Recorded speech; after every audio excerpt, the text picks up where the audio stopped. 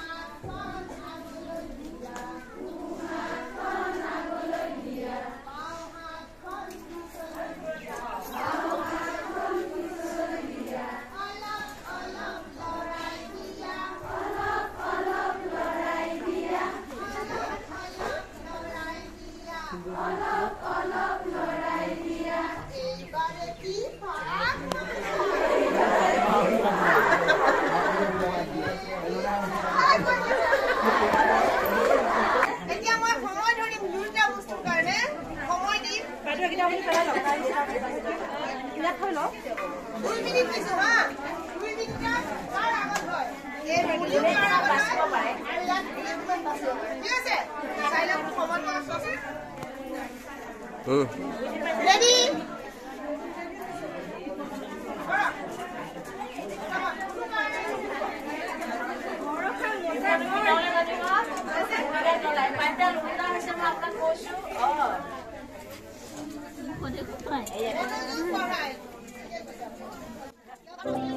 নাই টাইম আছে আকৌ উল্টাকে ঢালি দিয়া ঢালা সেইটোৰ পৰা এইটো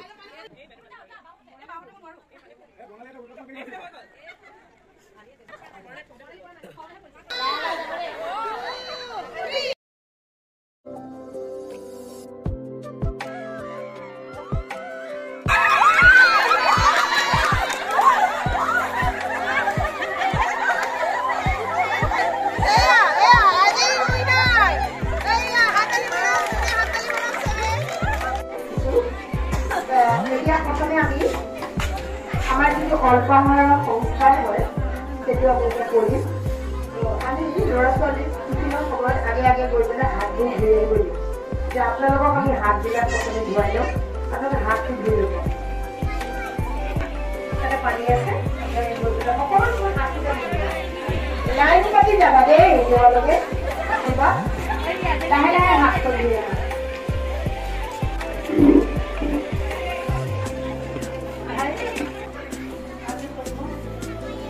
ওম সহনা ভবতু সহনো ভুনক্তু। আমাৰ ল'ৰা ছোৱালীক আমি এনেকে প্ৰথমে বুজা পত্ৰ কৰাওঁ, কৰাৰ পিছত আমি সিহঁতক চৰাই চিৰিকটিক আহাৰ দিয়া অভ্যাস আমি কৰাওঁ। চৰাই চিৰিকটি আমি প্ৰথমে আহাৰ দিওঁ, তাৰপিছত আমি আমাৰ আহাৰ গ্ৰহণ কৰোঁ।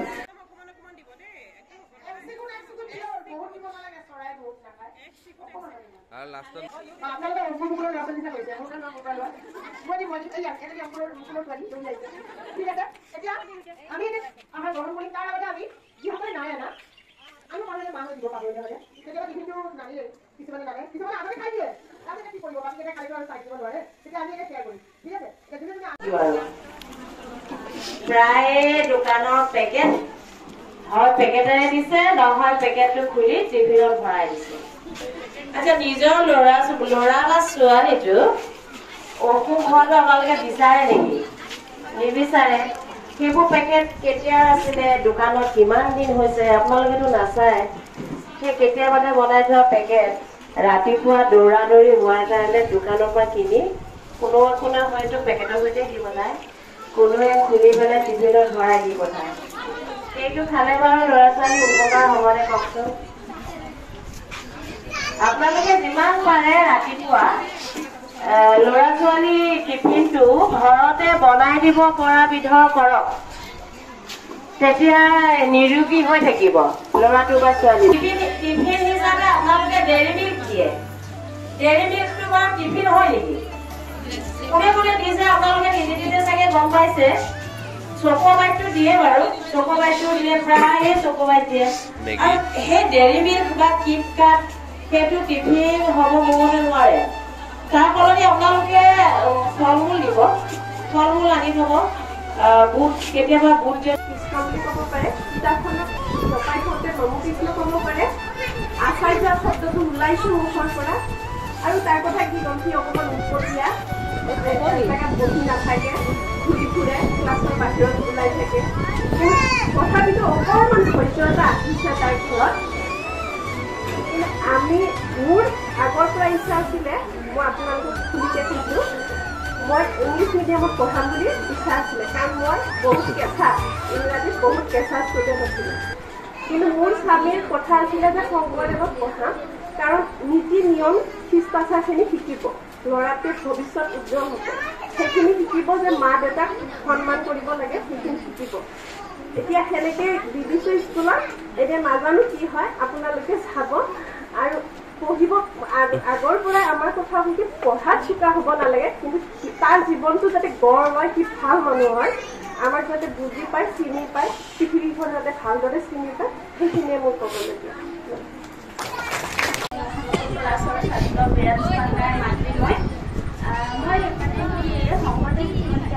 মোৰ ছাত্ৰজনক দি কিনে বহুত সন্তুষ্ট, কাৰণ ইয়াত ল'ৰা এটাক বা মানুহ এজন ভাল হ'বলৈ কিমান থাকিব লাগে, সেইবিলাক সকলো দিয়া হয়। আৰু মই মাজতে বেলেগো অপশ্যন আছে, মই বেলেগ স্কুলতো পঢ়াব পাৰিলোঁ হয়, কিন্তু মোৰ সন্তানটোক মই এটা ভাল মানৱতাৰ মানুহ হিচাপে গঢ়ি তুলিব বিচাৰোঁ, যিটো শংকৰদেৱ শিশু নিকেতনৰ শেষ সম্ভৱ হ'ব বুলি মই নিজকে ভাবোঁ। সেইকাৰণে মোৰ সন্তানক মই শংকৰদেৱ শিশু নিকেতনত নামভৰ্তি কৰাই দিছোঁ। আৰু ইয়াত আহি পিনে মোৰ সন্তানে বহুত কিছু শিকিব পাৰিছে। আৰু কিছুমান শিক্ষাই মোক কয়, মা তুমি কিবা বস্তু মাৰা যে সেইবিলাক নকৰিবা, পৰুৱা এটাও নামাৰিবা, ভগৱানে চাই আছে, ভগৱানে বেয়া পাব, তেনেকুৱা কয়। আৰু সেইটো কাৰণে মই খুব সুখী ইয়াত আহি পিনে। আৰু আজিও যিখিনি শিক্ষা পাইছোঁ বা সন্তানক কেনেকৈ শিকাব লাগে সেইবিলাক খুব ভাল লাগিছে। আৰু